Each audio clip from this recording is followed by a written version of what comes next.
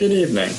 Welcome to our discussion of virtue ethics. So this is going to be a short catch-up on the things we've been talking about, and then it will take us through the end of the unit. You'll also have the PowerPoints online, but otherwise everything you should need is here. So, on our discussion of virtue ethics, the last of our ethical theories, we're thinking in context of the other theories we've looked at. We've started the year looking at utilitarianism. According to utilitarianism, the right thing to do is whichever produces the greatest overall well-being in a particular situation. We've looked at deontological approaches, rules-based ethics, like those of Immanuel Kant. Kant, who held to a great emphasis on duty, things like the principle of universal law, the notion that we should only act under maxims that can be universalized, the idea of treating persons as ends and not a means only. We've looked at natural law ethics, which asks us to focus on certain natural goods. And we've looked at a couple other systems along the way. Now, we get to something different, virtue ethics, because the other ethical systems ask us to focus on what should we do. Now, this seems very natural. Ethics is the field of philosophy, the field of moral philosophy that deals with right and wrong. Well, what we should do in a particular situation seems key. So it makes a lot of sense. So this is what the other ethical theories ask us to focus on. Virtue ethics is different. Virtue ethics does not ask us what should we do. Virtue ethics begins by asking us, what kind of person should I be? Is ethics more a matter of doing the right thing, or is it ultimately a matter of being a good person, which is a very different thing entirely? Maybe a good way to start is to recall John Rawls. Now, Rawls referred to his first book as a theory of justice, but it becomes very quickly obvious from reading Rawls that what he calls justice is really a matter of fairness. As much as possible, we should want to live in an equal society. We should want things to be fair. Rawls allows some differences, he says. His difference principle, you can have difference, you can have not equality, but as long as it's part of a system where the differences benefit people at the bottom. All right. One of the other Rawls's other main points that is very confusing and possibly objectionable to a lot of people is his rejection of the idea of moral deserts. Rawls rejects the idea that ultimately we deserve anything, that we deserve our success. He says that success, that wasn't you. You benefited from a whole host of things outside of your control. If you benefited from natural talent, from a stable family, from educational opportunities.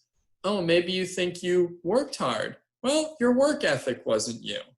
That was instilled in you from the outside. So really, Rawls says no one deserves anything. You don't deserve your success. Presumably by the same logic, we don't deserve our failures. And this is a fairly controversial idea, this idea of completely rejecting the idea of moral deserts. It's very hard to escape the idea, however, that you can reject moral deserts completely. It's very hard for people to give up this idea of deserving things. By way of example, take the case of Itzhak Perlman we've discussed. You have this world-famous violinist. He bids for a Stradivarius violin at an auction. It's an incredibly valuable violin. Itzhak Perlman's a great violinist. If he got this, he could play incredible music with it. He loses. He tries to bid for it at an auction, and he loses to a wealthy collector who just wants to display the violin in a display case in his living room. Not that there's anything morally wrong with that, but it probably strikes us that there's something not quite right about it, that there's something regrettable there. And it has to do with something called teleology.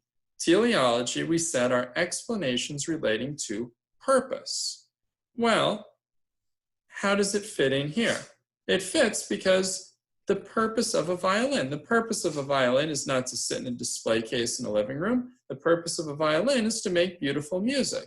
So it feels to us like the violin should go to the person who will use it best for its purpose. This may seem a little bit philosophical and unusual, but this is actually one of the basic debates in society. How do we as a society allocate scarce resources? It is a basic fact that there is only so many resources to go around. If we are talking spots in a college admissions class, there are only so many spots in a college admissions class to go around.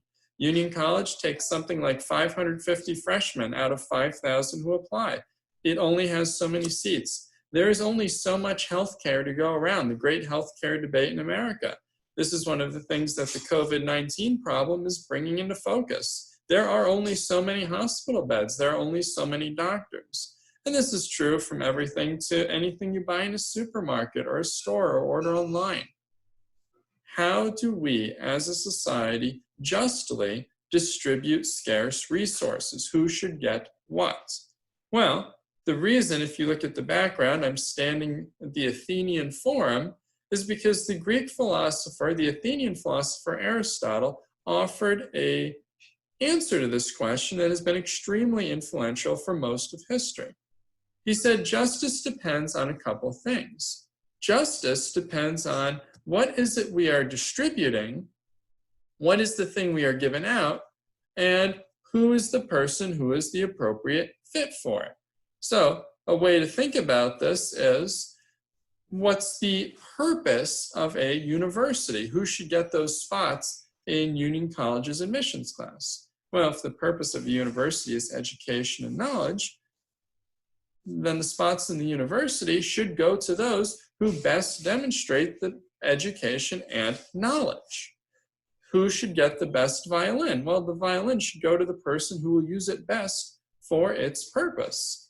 In fact, it would be a very great injustice if instead of giving college admission spots to the best students, we gave them to the worst students. Why would that be so wrong? That would be so wrong because those people, we have the sense, don't deserve those spots in the class. That those spots should go to the people who could use them best. And this is what we mean by justice. Justice referring to this idea of giving a person his due, giving a person what he deserves. And what a person deserves is going to depend on, first, the thing distributed, and two, the relevant excellence.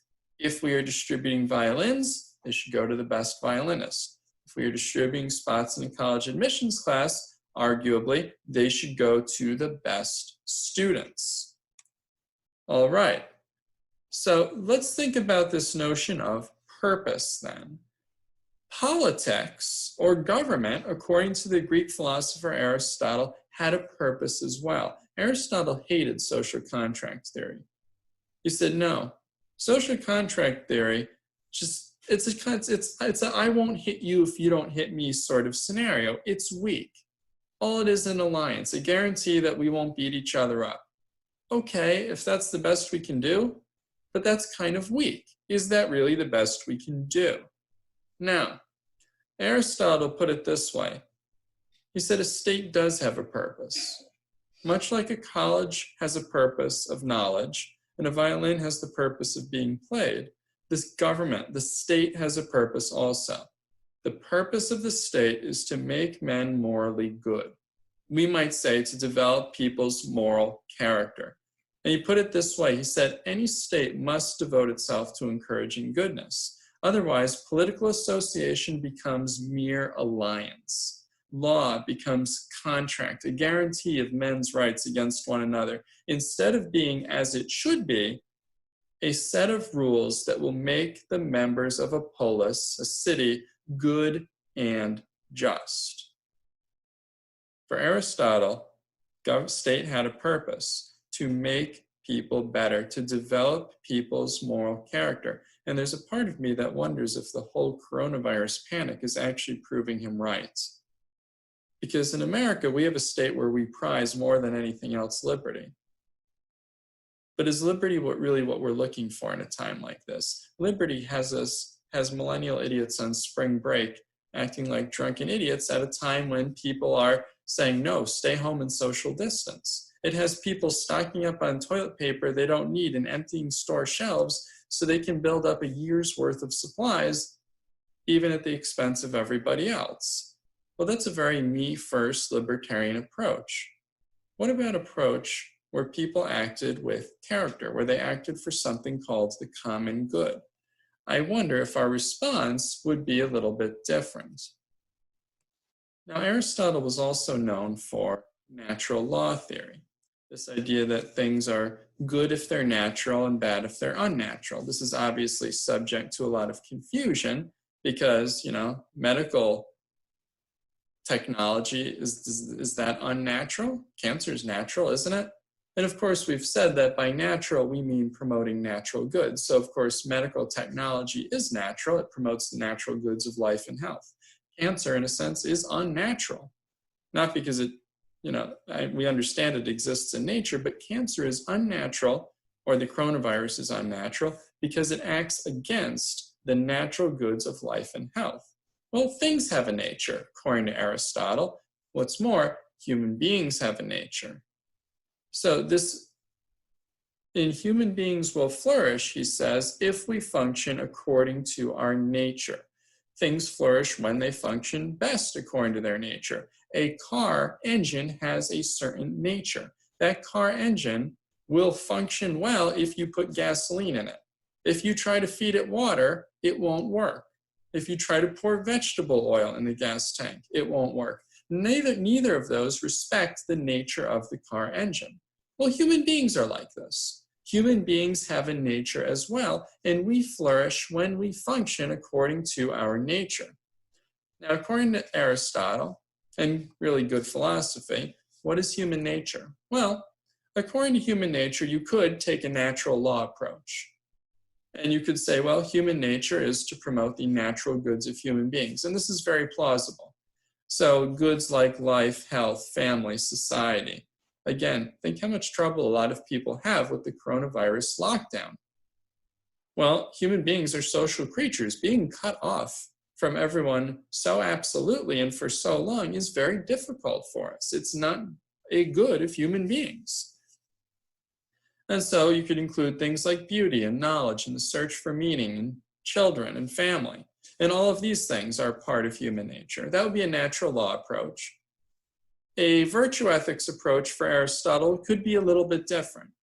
And so we would say, according to this approach, that, well, what stands out for human nature are two things: the human ability to reason and the human ability to make moral decisions and be held responsible for those. Aristotle defined human beings as rational animals. As rational animals, we could use reason, we had knowledge. All right, this is important. It's important because it lets us make moral decisions. It allows us to be moral agents. We can make and be held accountable for moral choices. A dog doesn't make a moral choice. A human being can. This also implies we have something else. We have free will. You don't blame people for things they can't help. The mere fact that we blame people, that we held people responsible for actions, implies that we believe human beings have free will. Now, this ability to make moral choices, this is a part of human nature. And what's more, a person who makes moral choices and makes those same moral choices over and over will develop something called moral character. That is to say, he will be a virtuous person. And this is where virtue ethics takes off. Virtue ethics says human beings, human nature flourishes when human beings develop their moral character, because it is in the nature of human beings to be moral agents and to develop their moral character. Not to say that all human beings will, not to say that it's easy. It's in the nature of a car engine to run on gasoline. That doesn't mean some idiot might not pour water in it. But human beings, as what we are, we have the ability to make moral choices. And this is where virtue ethics picks up. Virtue ethics says, don't focus primarily on what you should do. Focus on the kind of person you should be. Because the point is not just to do good things. The point is ultimately to develop a good character. That is to say, be a virtuous person. And if you do become a virtuous person, you'll do the right things, really naturally. It will almost be second nature to you. Raises the connected question, all right, how do you become virtuous? Practice. Same way we become good at anything else is Aristotle's answer. You become virtuous or vicious, the opposite, by practice. You get better at tennis by practicing tennis over and over for hours a day. You get better at a musical instrument by practicing regularly. And what's more, you have to practice the right way. See, practice doesn't make perfect. Perfect practice makes perfect. Because if you practice the wrong way and you learn bad habits, you're only setting yourself up for trouble further down the line. I read one football player commenting that if you learn a bad habit and you learn something the wrong way, it takes something like 2,000 reps to unlearn that. Well, it's the same principle in the moral life. That's why it's so important that you make the right decisions and you make the right decisions regularly. According to Aristotle, we develop a virtue the same way we develop a sports or music skill, by practice. By practice, skills become habits, habits become like a second nature, at which point it becomes character. You make good choices over and over again. Each time you make those good choices, it becomes easier to make that good choice the next time. At that point, the good choice you've made becomes a habit. That habit over time becomes part of your character. And this is where we talk about something becoming second nature to you. This also works in the opposite direction. When you do something bad, it becomes easier to do that bad thing the next time. You shoplift once, it becomes easier to shoplift again. We progress to bigger crimes. The crimes and the mischief get bigger and bigger and bigger. So choices become habits. Those habits become character.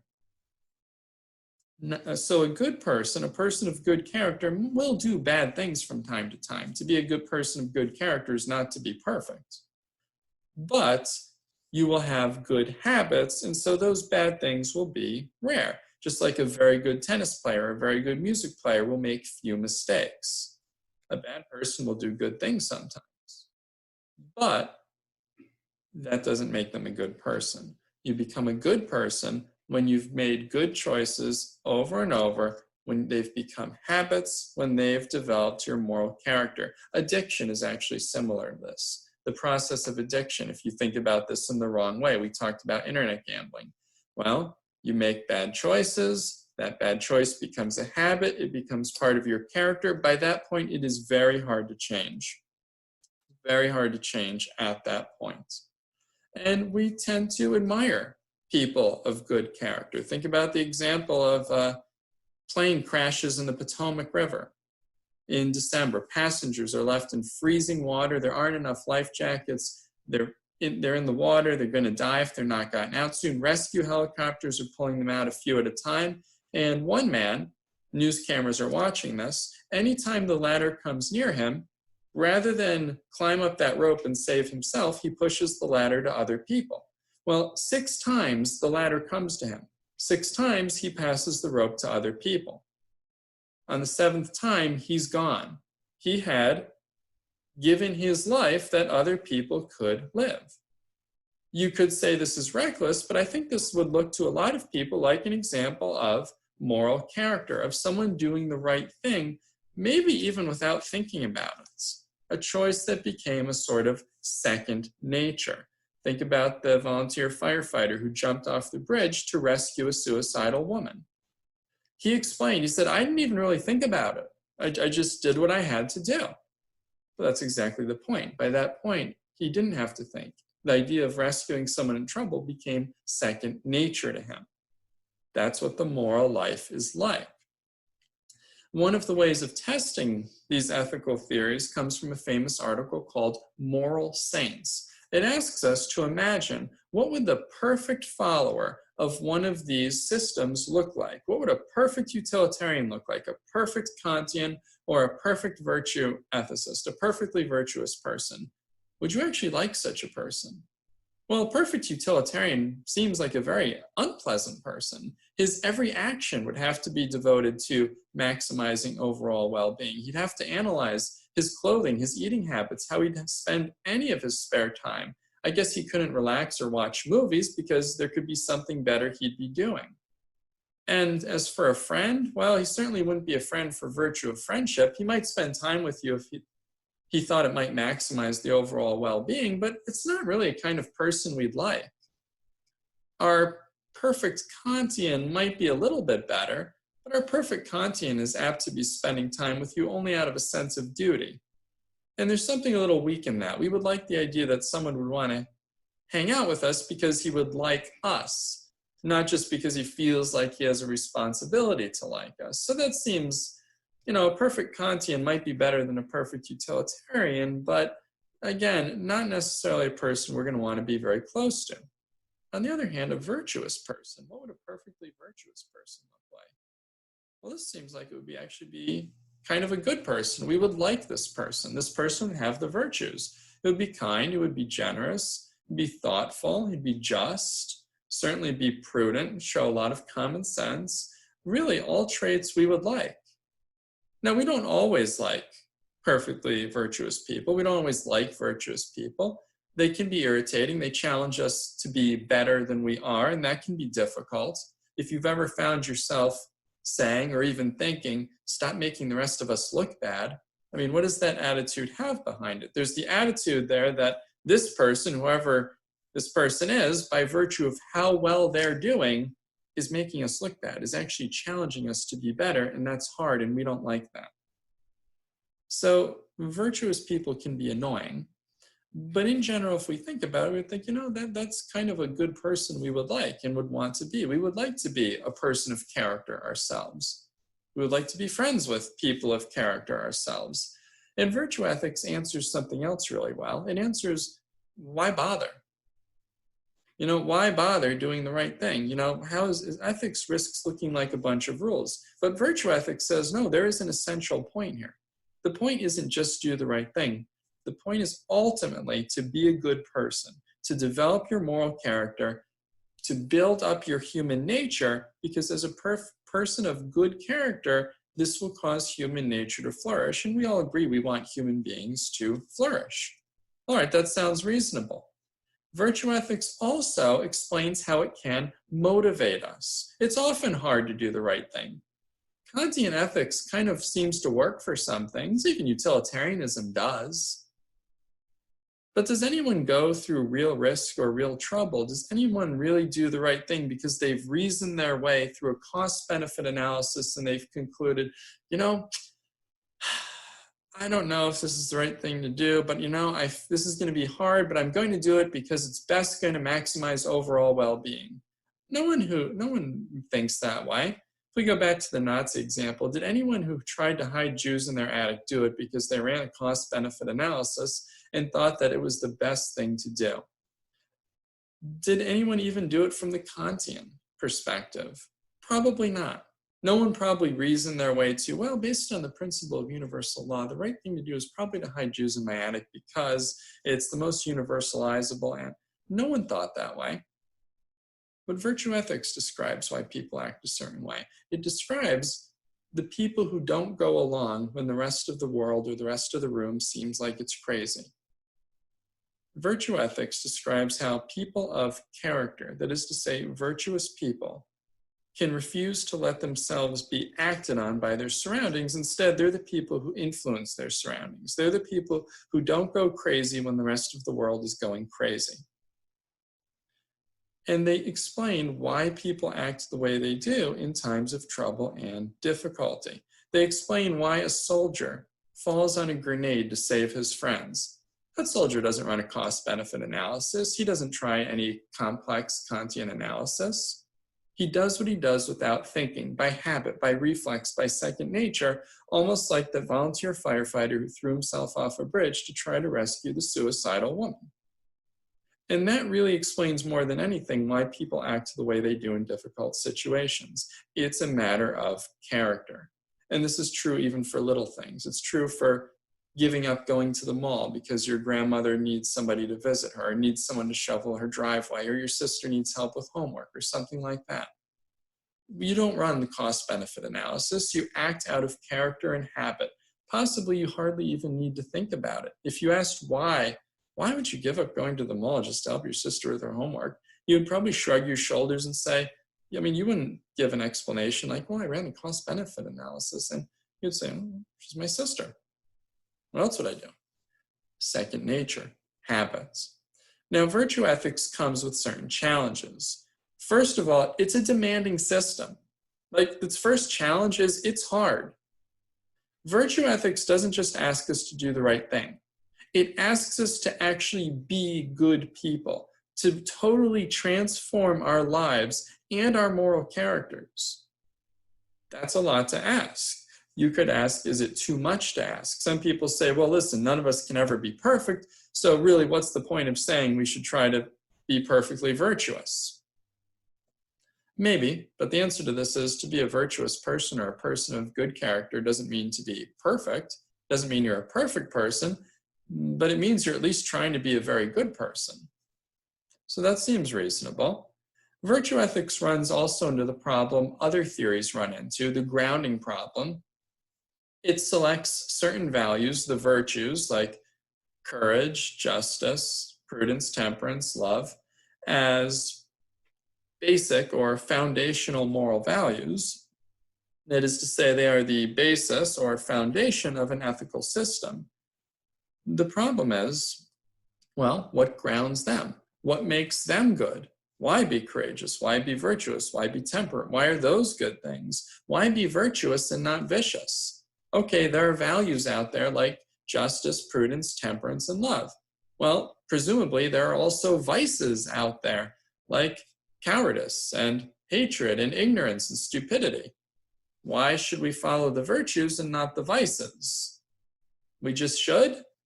I mean, maybe that's where we are, but that feels like kind of a weak answer. Now, we could appeal to religion and say, well, because God wants us to. But then we're in the trouble of appealing to religion. That can get us into complicated material. What if we're talking about someone who doesn't believe in God? So that feels like, at least it opens a can of worms we might not like to get into. Again, all of the ethical systems have that problem. That's not unique to virtue ethics, but it's at least one we should keep in mind. Possibly a more serious problem for virtue ethics is what's called the incompleteness problem. You see, virtue ethics asks us to follow the virtues, but it doesn't always tell us what to do in a particular situation. See, this is a real strength of rules-based ethics, like deontological theories. Well, what to do? Follow the rules. If you have a situation and you don't know what to do, follow the rules. It's very simple. Virtue ethics' weakness is it doesn't give us rules. It gives us values and says, it gives us virtues and says, develop these.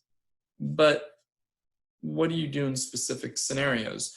According to virtue ethics, should you torture the terrorist to find out where he put the bomb? Should you invade a foreign country to stop genocide? Should we use capital punishment, the death penalty? Is euthanasia or assisted suicide ever okay? How do we answer these things according to virtue ethics? You could kind of say, well, what's the brave thing to do? What's the prudent thing to do? What's the kind thing to do? But that requires a lot of reflection that gets a little bit tricky. So this incompleteness problem, that virtue ethics doesn't really seem to stand well on its own. It seems like it's a really important part of a ethical theory, but it's not obvious you could just have it by itself. Now, there are possible answers to this. Possible answers are, well, we could pick out virtuous people to follow. What would Jesus do? What would Buddha do? What would Martin Luther King Jr. do? You know, if we think about what certain virtuous people would do in a certain situation, well, maybe that would help us. That's a maybe, but how do we know those virtuous people would agree? How do we always know what they would do? So that's a good possibility. It's certainly something we should think about, but it's not a perfect answer. Another possible solution is to combine virtue ethics with another theory. It combines very naturally with natural law ethics. It's even possible it could work with a rules-based approach, something deontological. You have rules that give you guidelines for a particular situation, but virtue ethics gives a point to those rules. It explains that the rules don't exist for their own sake. The point of the rules is to follow them to help you develop virtues and become a good person. There's a certain plausibility to that, so that's also something worth exploring. Another theory you might combine virtue ethics with could be a divine command theory. If that worked, it could also solve the grounding problem. Divine command theory will be our next theory, so we're not going to talk about it now, but it's an option that's good to have in mind. So that's a brief survey of virtue ethics. The idea that ethics is ultimately not a matter of just doing the right thing, but that ethics is a matter of being the good person. This comes with certain downsides, but also certain benefits that we need to think seriously about and seem like it should at least be a part of some ethical theory, even if it maybe can't stand alone.